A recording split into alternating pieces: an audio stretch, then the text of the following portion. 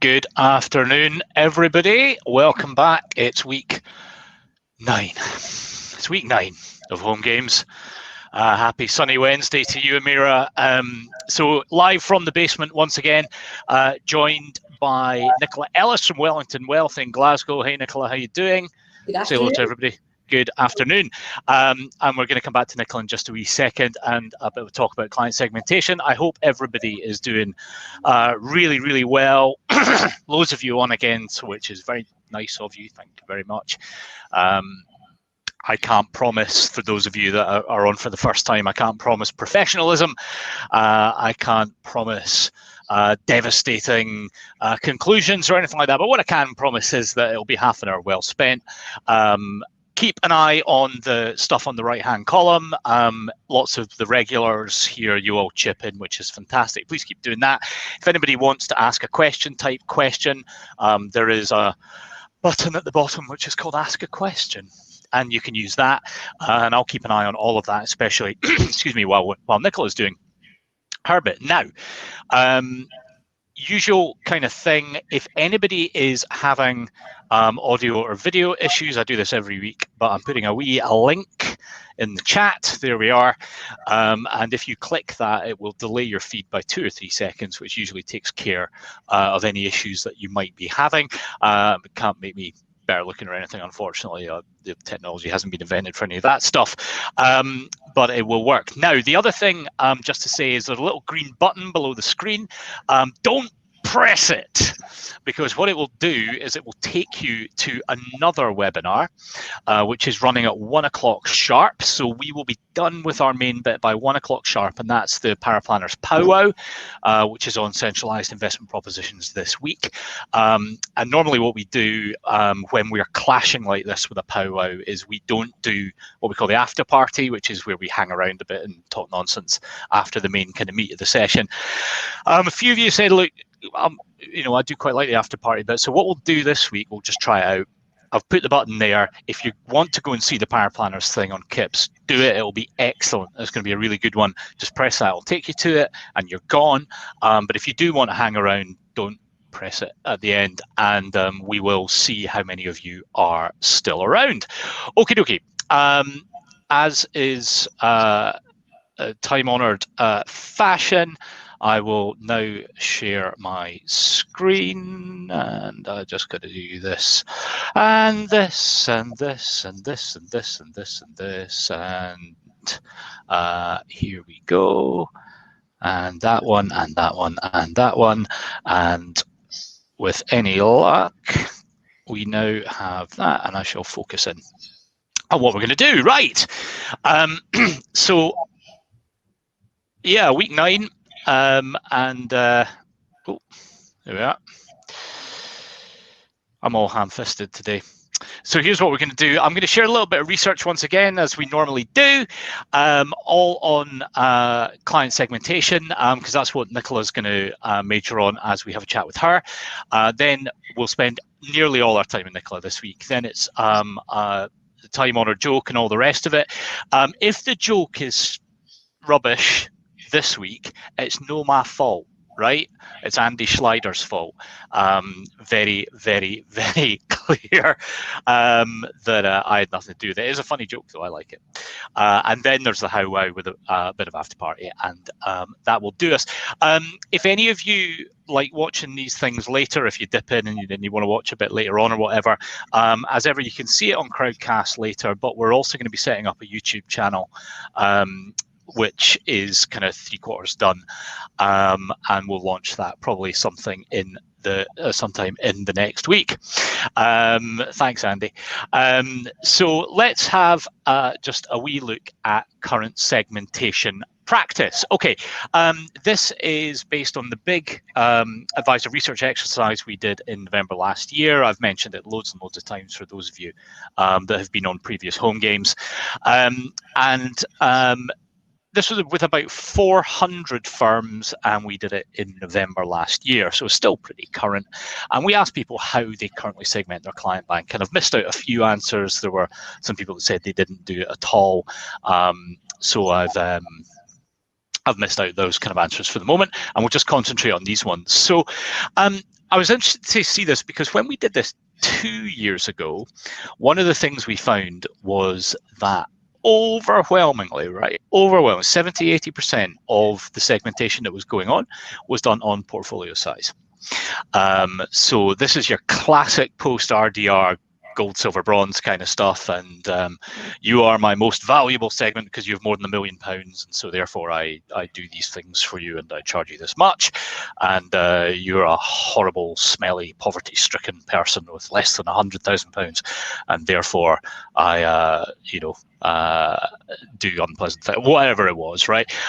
Never a particularly great thing to do, particularly if you let your client know about it. Say, well, you're my silver segment. So thanks very much. I'm your second prize. Always happy to be second prize. And that was always felt a bit weird. Now, the thing about portfolio value segmentation is I think it's probably pretty important to do it, but it's a back office thing, right? It's about what your hang on a sec, Richard. I'll come back to that in just a second. It's important to know which clients are making you the money. So if you're charging 0.8 or whatever is relatively flat on different portfolio sizes, you do want to know who your most profitable clients are and all that kind of stuff. And that's fantastic, but they don't particularly need to know about it. But this time when we asked the question, we got quite different answers, and the single biggest pot we had was accumulation and decumulation. So people formally segmenting out based on life stage in that sense, so that's really good. We also gave people a chance to answer life stage, and quite a lot fewer ticked that box. We also, Richard asks, it may not be a big enough percentage, but did anyone say they segment based on fee level? Not so much on fee level, but on service level. We got a few answers in there as well, which was kind of interesting. But when you looked at the vox pops, the little comments that people left that sat behind that box that people ticked, what was going on was they were actually doing it on portfolio size. So the service level ones seemed to correspond to portfolio size more than it did to anything else, which was kind of interesting. Age, kind of age versus life stage. Well, some people thought that they would include age in there. So a segment for the over 65s or whatever it may be, which is kind of interesting. And portfolio size still 40-odd% there. And that's kind of not surprising. I'm actually a little bit surprised on this one that it was that low. I thought it'd be quite a lot higher. Here's a great question, Paul. Are firms using prod to determine segmentation? Well, I'll tell you, Wellington Wealth and Glasgow are, and we'll come on to them in just a wee moment. People segmenting out by risk, which is a really interesting thing. So I segment my service proposition on what I do for people based on their risk appetite, which I suspect might be quite hard to do. And with some of these answers, I do wonder sometimes if what segmentation means to different firms, and that's something that we'll talk about with Nicola as well, because it's relatively unlikely, I think, that people who have the same risk tolerance share everything else. And one of the ways that I think about segmentation is if I was going to put the segment in a room, a non-socially distanced room, would they all look roughly similar? And I think if I put 500 people who are all risk 7 or 6 on a DT scale, or risk 3 or 4 on a Phonometrica scale or whatever, all in a room together, I think they'd all be radically different, right? So that's kind of interesting. Goals, I thought, was a really interesting answer. It's only about 20% of respondents said they were segmenting out, but there, what we saw were people saying, well, I've got a segment of people who are looking to grow and sell a business in a few years' time. I've got a segment of people who want to retire early, and that's how we work it, which I quite like. Bunny, I completely agree. Be interested to see exactly what segmentation means. Is it a different service or a different price? So we'll get into some of that maybe with Nicola as well. And does the client know they have been segmented? I think that's completely crucial. Do you know at the point of entry that you're going into a proposition that is set for people just like you? Some firms do that. Others leave it much more open. So there you go. So I'll just hide that wee slide now, and now we're back with Nicola. Hello, Nicola. Hello there. Hi. Right, let's get into this. So the reason I've got you on is, first of all, Wellington Wealth are a great firm, and we've known each other, sort of, my firm and your firm, for a little while. But you've got a really interesting approach to segmentation, I think, and you've spent quite a lot of time on it. So maybe you could start off by just telling us a little bit about the firm and a little bit about how you got to where you've got to. Yeah, sure. So I'm one half of Wellington Wealth. It's a business I set up with my sister, Jenny, and we set up about 5 years ago, and we describe ourselves as a boutique caring advisory firm who are usually based in Glasgow, but I'm based in tropical Troon as we speak. And I suppose, yeah, we sort of embraced prod and the segmentation rules. Not at first, though. It took a wee while for the penny to drop and to decide what on earth we were going to do and how we were going to do it. And even going back to 2018, it was pretty brutal for regulation. We were being bombarded left, right and centre. GDPR, the MiFID brought costs and charges, the lovely 10% drop reports, but also prods. And we left prod to last in our list to deal with. Because again, we kind of felt we segment our client bank, but I know we use funds under management the historic way, but we still believe we were a truly client-focused firm. We tiered our service accordingly, and we're very conscious of cost. So trying to shift that mindset initially was quite hard. It was quite hard to get started. And also, as a firm, we had a whirlwind first few years in business, which was great and fantastic.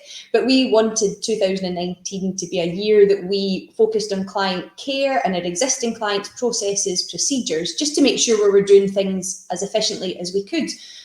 So when we looked at prod and the mention of target market, we thought we know our target market, but we don't really want to be marketing to them right now because we want to kind of pull back a wee bit. And I was also expecting my second baby in beginning of 2019. So the pressure was on to get something done, but there was all these things kind of floating about. So once we got over funds under management, once we got over that target market, which was a wee bit of a red herring, the penny dropped that our target market was our existing clients, which is not rocket science, I know, but it just took a wee while to get there. So we did quite a bit of work on drilling down to every single one of our clients. So at that point, we had about 180 clients, and we went through every single one. We looked at why they came to us for advice, and we looked at their needs and objectives. And not surprisingly, we started plotting that with age and stage. And not surprisingly, a natural 6 clear segments sort of appeared in front of our eyes, and that's what we have used. So it is really age. So our 6 segments, we've got 3 who are accumulating, so 0 to 20, they're in education, tends to be children of our clients. We've then got 21 to age 45, who are the working section. We've then got 45 to 55 who are actively saving towards retirement. We've got 55 to 65 who are approaching or at retirement. We've got 65 to 75 post-retirement, and we've got 75 plus, which is later life. So that's the kind of main categories. And from that, we went the whole hog. We then sort of revisited our due diligence for each segment. And I haven't been paid to say this, but we did do the Landcat due diligence tool. We did do and actually, because we'd done that work on the objectives and needs of those clients, we had a list of exactly what we needed each platform to do. So it came quite naturally, and we were able to plug in and pull off a nice tidy due diligence report for each section, which then led us in. So the sort of business proposition, platform, investment process were taken care of, and we just needed to tailor our service to suit. But we didn't change too much in that sort of framework. It was already, because we still felt client focus is the main part of what we do, but we just hadn't documented it properly. I think that's key with prod. It's the you might think you do it, but if it's not written down or if it's not there, you didn't do it. So it was just getting your head around how to go about it. So when you did that work, and you're talking about documentation, you're totally right. It's the whole thing. It's 1 point for the right answer and 9 points for showing your work. And I've got maths homework upstairs with my 9-year-old. And how did you write it down? What kind of report did you do so in case anybody came knocking and asking how you came to it? So we love a spreadsheet at Wellington Wealth. So it is, and Jenny's a IT guru. So it is a really fancy Excel spreadsheet. That's how we started it. And that's how you can filter the segments. So the sort of framework, if you like, is the initial spreadsheet. And then we've got each of our reports underneath that service, all sort of pulled together in our broad folder, if you like. So it started with a spreadsheet and sort of developed. So if I'm a regulator or some compliance guy or whatever, I can see an audit trail of how you've made those absolutely. Absolutely. So Bunny is asking something that I genuinely, honestly was going to ask. So damn you, Bunny. But life stage or age-based segmentation is obviously challenging for other reasons. So there's a 65-year-old who is going, thank God, that's me hanging up my boots. There's another one that's just getting going on another career or a portfolio career and has exactly no intention of slowing down and all that kind of stuff. So Bunny says it very well. How do you deal with the square pegs that don't fit neatly in those boxes? Yeah, and you always get that in every segment. I think, I think we had to go with the majority and we had to get something down on paper. So inevitably we have, and actually in our fancy spreadsheet, we have the client names in each category as well. So we do have clearly marked the clients, the category they technically should be in age, but actually their life stage is just slightly different from that age group category. So we can identify, the square pegs and round holes. I do like that analogy, and that's exactly what we've sort of, we have that. And again, your circumstances can change at any time. So that's, we had to start somewhere. That you're going to come up with these issues. And we never tell the clients, well, at this stage, we don't tell clients what segment they're in. It was, pretty brutal to do that, especially when you did use funds under management. And in the sort of new regime that we're using now, we still don't tell clients what segment they're in. But it's something that we might actually do further down the line, because we've got a grand plan. We've got a plan of what we want to do with these segments, because as a business, it's actually been really quite useful for our communication and other factors that I can come on to. So we may well, going further down the line, tell them what segment that is, but inevitably, there's going to be the odd one that doesn't fit into that particular category. Yeah, I was working with one bunch on what they might do, and we got stuck on this. We got stuck in exactly this. Like, well, whatever approach we take, there's an awkward squad that just don't fit. And one approach to that we talked about was having an awkward squad box. The people that just don't fit. And that's not unreasonable. Anytime you try and get human beings to kind of compartmentalize themselves in that way, there's always going to be fallout. Now, you took us somewhere interesting there, because usually when I'm talking about segmentation and stuff, it's getting into platforms and due diligence and all that kind of thing. So it's about product selection. And that's only like that much of it, right? There's much more to what you might do with a segmentation-based approach. You were starting to talk about comms there and that kind of stuff. Yeah, actually, so I think, I don't know if it was intended with prod and the whole segmentation, but there's been some really useful outcomes of doing this whole exercises that we found for our business. So for example, even just reading an article, so whether that's for the approaching retirement group, and even the sort of tech savvy at retirement group, I can easily identify exactly who they are, drop linked an article into our client portal, because I know that's their preferred method of communication. So it's kind of similar to the way that Facebook, I suppose, do their target marketing. That's a great point. Yeah. Age 40 male home equipment might be quite popular. So we can do exactly that. And even if the current situation of going into lockdown, we identified an over 75s, we know the clients that are vulnerable. We made sure we got in touch with them, made sure they had everything they needed. The financial services chat was a kind of back seat. And even, I suppose, implementing our client portal. It was the tech savvy, one of our subsections, going into the sufficiently granular detail. One of our subsections is technology, and whether they're tech savvy or technically challenged, because that, if we want to gain traction in our client portal and usage, then the ones that are tech savvy, that's who we targeted first to test it out, to make sure that the system was working, and then we rolled it out to the wider client bank.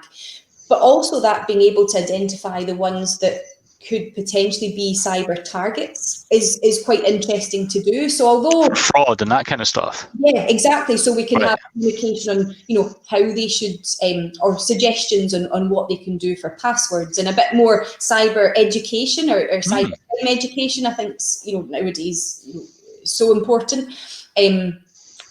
It's been useful for that way, and communication on those subjects, I think. And that kind of speaks to, I think it was Andrew there asking if you've got any kind of sub-segmentation around behavioural stuff, but that kind of starting to get into that kind of thing, I guess. Yeah, and like, a lot of the regulatory or the rules and regulations, it's a wee bit grey as to how you interpret it. So every business will have done this in a slightly different manner.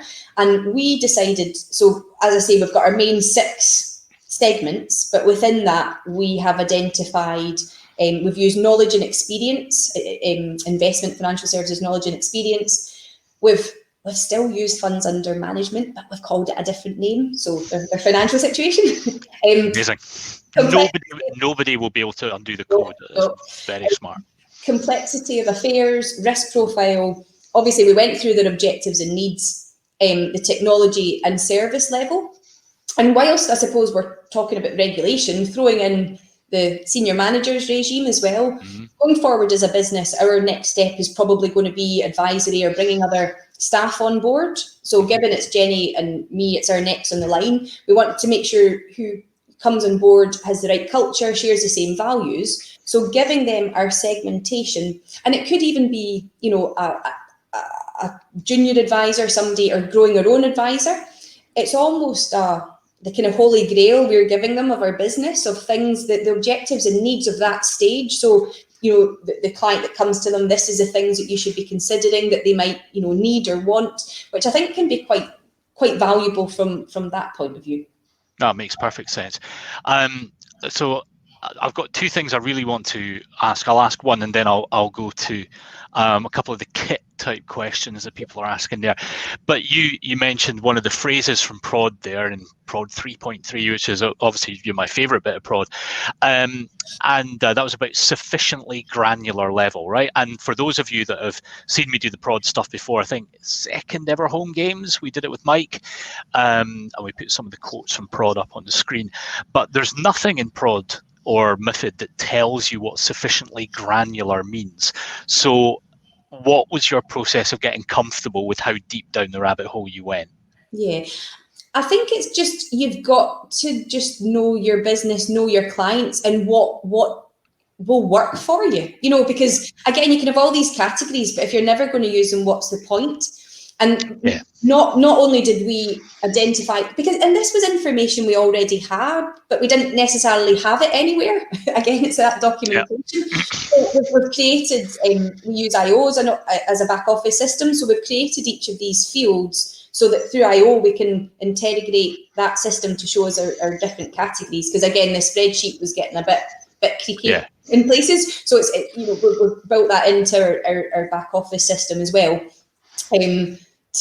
To allow that to be interrogated. But I think there's slightly different facts that you would maybe, you wouldn't put anywhere. So I think it's just different areas. So a firm, again, another firm I did some work with, they were finding that the softer stuff, it just didn't sit for them in the back office. So they were using Truth as well, and they were capturing it there, but that was quite hard to work out those kind of categories from there. So one of the things that, if you do your kind of tossy marketing stuff, and you're doing the segmentation in any walk of life, not just in financial services, it's got to be addressable, which is a way of saying you've got to be able to use the data, otherwise it's not meaningful. And I think some firms that have maybe looked to go down some of the roads that you've gone down have said, this is unworkable. There's too many, with the sub-segments, I've got 18 or 27 of these bloody things. Do you find it cumbersome or not so much? I think because we've got that higher level, the 6 categories, and then subsections, we kind of keep it at that higher level in the main, but we can drill down to those categories if needs be. Again, I mean, we're a tiny firm. It's myself and, well, there's 6 of us in total. Myself and my sister do all the work in the business. So there's only so many hours of the day, and again, you've got to go for it one way or another, and just take it as your interpretation and what's useful to use as a business, really. So as I say, the 6 sections with subsections, but I don't fall down the rabbit hole. Keep it relevant. And talking of rabbit holes, a couple of those kit questions. Ian asking, are you using, well, I guess you're an IO user, using the IO client portal or a different one? Well, we started to, but if I'm honest, we found it a wee bit clunky, because again, IO is a back office system with an add-on of the client portal. Now, I think there has been some updates and changes to it, but when we started, quickly decided actually we want a true client portal that's living, breathing, and does a standalone job. Because again, we don't want to be too reliant on one particular technology. If we decided that Intelligent Office wasn't right for the back office, you don't want your client portal to go down. So we actually took on Money Info. All right. We've been using that since it was 2019 we introduced that. And yeah, the feedback's been reasonably good. The uptake, like anything, it takes a bit of time, but you've just got to keep chipping away. And then you find clients will use it. It's a shiny new toy initially. They'll use it loads, and then that tails off. But again, it's there if they need it. They can add on as much information as they want or not. So it's a separate system, we decided. Great. So listen, that 20 minutes has absolutely flown. We're coming up hard on 1 o'clock here. It's 2 minutes to. So I want to make sure that everyone that wants to jump off for the Paraplanners session can do so. So we'll stick a pin in that. There are definitely 2 or 3 things I really want to ask. I've got a couple of questions down below as well that we haven't got to, but we'll send those that are going to the powwow away, and then we'll come back to a couple of those if that's all right.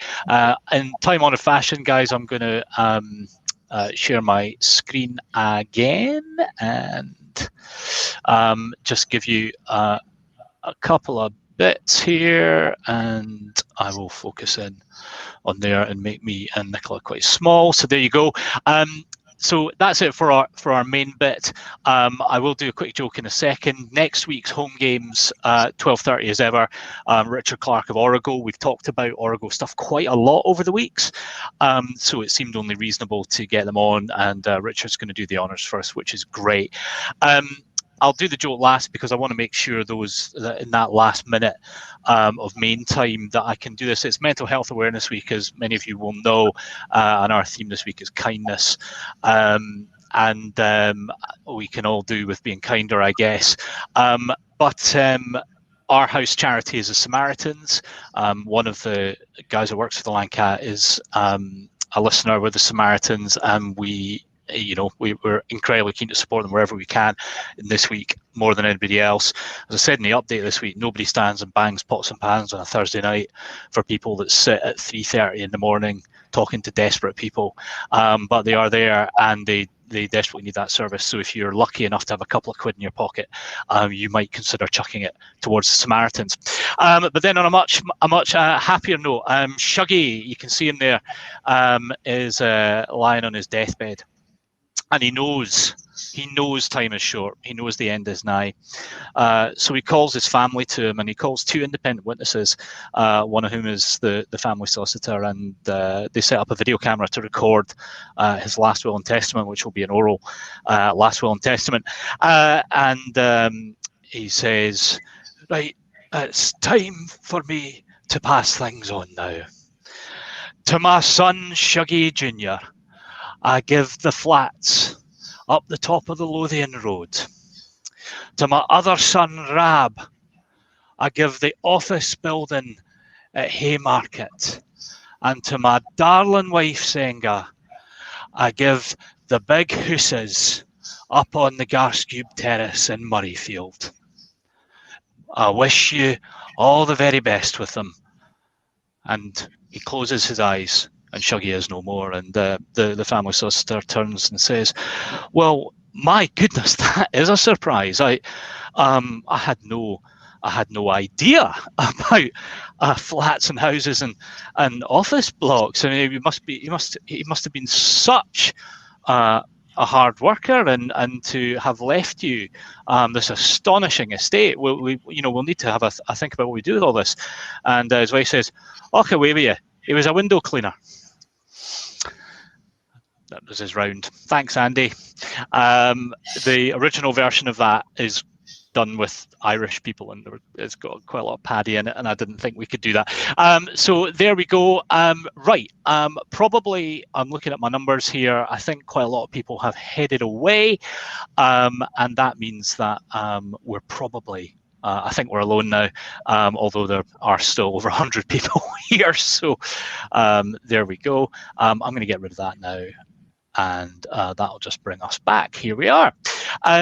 So listen, there's a couple of things we didn't get to ask there. Somebody asked in the sidebar, what about platforms, right? So it was nice of you to tap us up to help with that. But do you use different platforms for different segments? Is there that much of a difference between them? Well, I'd say, given this exercise we did towards the end of 2018 and completed sort of 2019, or refined 2019. So it's still pretty new. And for brand new clients coming on board, then yes, we probably would identify, we've got different, so the more simple, less complex needs, we've got more of a simple solution for them for platform and also underlying investment. But the more complex needs, then we do need the platforms with all the bells and whistles. So we have been able to identify those platforms.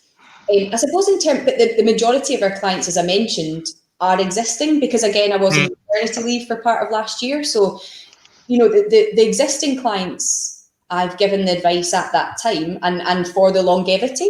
So I think unless we can categorically, and I suppose the bulk of our clients are in, the upper segments for us as a business.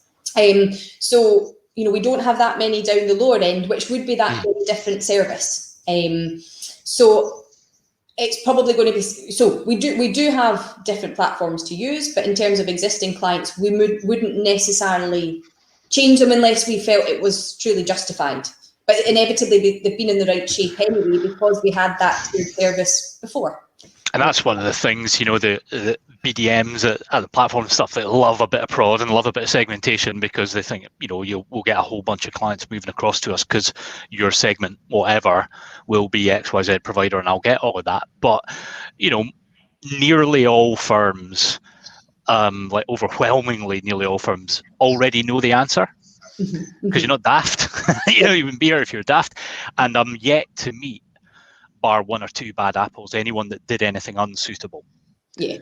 There may be circumstances where something has changed in XYZ platform, and now it's maybe more suitable than it was, and that might make you rethink. But honestly, if it was part of a wider kind of thing, then fine. But otherwise, I think you're right. And so again, that close kind of, I don't know, like quasi-mechanical kind of matching, this doesn't feel right. You've got to have your skill and judgment still. Yeah, exactly. It is the framework. You've got to have that framework down, and you've got to, the due diligence is, although it's done, it's almost ongoing as well. You've just, I think you've just got to know your clients. And I suppose the new clients that have come on board since we've done these proper segments and the proper exercise has slotted into what we already did. And not necessarily the new segments that we have properly documented for the more simple needs, which, yeah, it's... Well, like the segmentation should start with suitability, right? And the kit is down the line. That's yes. Less important, right? It's client needs first.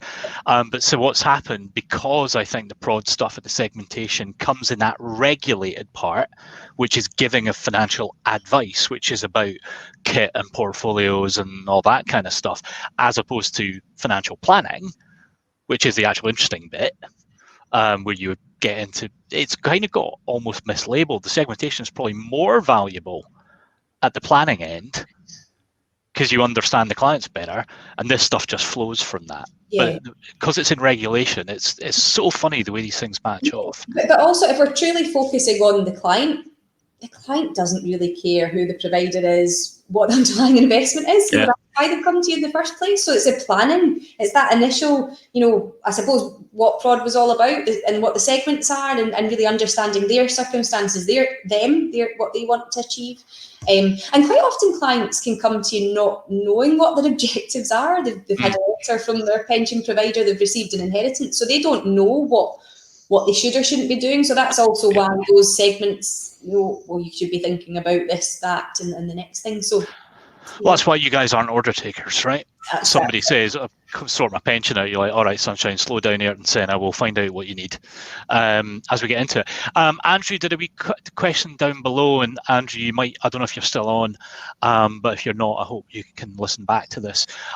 How would you suggest you do this exercise with a large number of existing clients? So you had a relatively concentrated client bank. Imagine you were a firm of 3, 4, 5 times the size. Do you think you would have done the same things? I think knowing the outcomes, well, you just couldn't have done it with a larger client bank, but seeing the outcomes, I suppose you could have done it with a snapshot, even, because actually it was quite similar when we were going through it. Quite similar data was coming out of the needs and objectives, because they're quite similar. Although, I mean, in terms of occupation within our client bank, it is so wide, so we couldn't possibly have done it through occupation.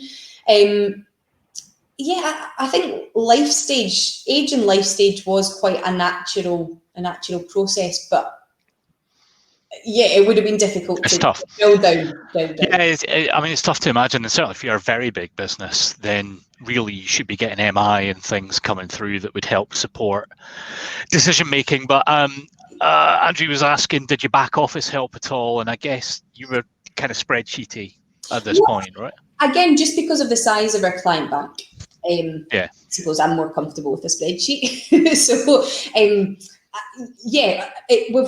as I say, we've now uploaded all those categories in our back office. So, we could pull information out of the back office to create the spreadsheet, and then we put it back in again. So it was better. Yeah, and from my point of view, Andrew, if you're someone that's thinking about going down one of these exercises, particularly with that rump of kind of less served clients that a lot of firms have from maybe transactional days in years and years past, back offices can be pretty helpful, but you have to know what you want. So there's no point starting there with a blank sheet of paper and saying, I wonder what my back office can tell me so I can segment my client bank. That's not, so you need to do you guys had clearly started on the kind of intellectual development of this before you got the data, and then I probably matched it off roughly at the same time, but you would probably need to have a test framework in mind, get a load of data out, and then try and validate it. It sounds like the sort of thing that's quite good to get, find a statistics graduate or something that we'd like a placement. That sounds. This was one of my favourite subjects at uni, actually. So maybe that's why we've embraced prod. We named it productive as well, because it has been really useful for our business. Well, that I don't hear that very often, so that's really good. And listen, let's ask one more, because Andy K asks one really great thing here. We'll do that, and then we'll call it, guys. He says, what are the key differences in how you treat the clients? So we've talked about kit and that kind of stuff, but is it just different approaches to research, or is it different services? So do you have a different level of face-to-face support absent, COVID and all the rest of it? Yeah, so different services for the tiers. So those with the more simple needs, those in the categories 1 and 2, who are simply starting out in their savings, they're low touch, all online, all through a client portal. And the more complex needs is obviously before retirement, at retirement, and beyond. And to be fair, that is the main of, or where the majority of our clients lie. Yeah. In terms of, so the other part was research. So I suppose the same research has been done for each category, actually, and we don't differentiate in that. But it's the ongoing servicing. So, as I say, the segments 1 and 2 is all electronic. The other ends have the option, because again, for the tech savvy and the non-technically challenged, we have to accommodate that. And frequency as well for the higher touch service. It's the higher needs, more complex needs. It's more frequent reviews. And holy grail that everyone's too polite to ask, and you don't need to tell me figures, but is there a charging differential in these areas? Our ongoing fee is the same for all segments. Ongoing fee is the same. It's just the frequency of service is got you. Cool. All right. Well, listen, thank you so much, Nicola. That is, first of all, incredibly honest, and it's so nice of you to share what you do. And the comments have filled up with people who are really grateful, and I'm doubly grateful. Thank you so much for coming on. Thank you, everybody on the side. I see there's still about 80 of you here. I've got homes to go to. I forgot to do T-shirt of the week, by the way. It's not a band this week. Someone's asked me on text. It's not a band this week, it's a festival. Sonosphere Festival, where I spent my 40th birthday. I'm distressed to say, Nicola, I'm now just about to fall into your 45 to 55 category, and I'm not very happy about that. But there we go. Listen, we'll leave you to it. Thank you so much for joining us. We'll see you next week at 12:30. Lancat out.